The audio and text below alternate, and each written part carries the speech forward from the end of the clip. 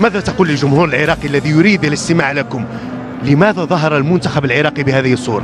أول شيء بسم الله الرحمن الرحيم، مبروك المنتخب البحريني هارد لكنه أكيد نعتذر من جمهورنا اللي حضر واللي في العراق وكل شخص عراقي وكل شخص يشجع المنتخب العراقي.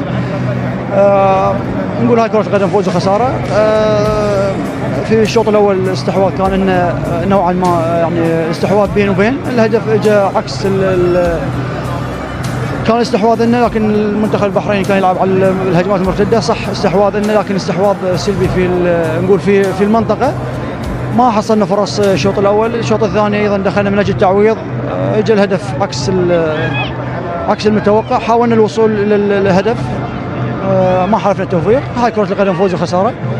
منتخب البحرين منتخب محترم، قدمنا اللي علينا، لكن أكيد ما ظهرنا بالصورة اللي متعودين عليها كمنتخب عراقي. انتظرنا الجمهور اللي اليوم حاضر من أجل تشجيعنا، أكيد نعتذر من عندهم. تنتظرنا مباراة أمام المنتخب السعودي، مباراة صعبة. المنتخب السعودي منتخب محترم، قادرين إن شاء الله على الفوز والتأهل للدور الثاني إن شاء الله. شكرا لك كابتن. الله يحفظك.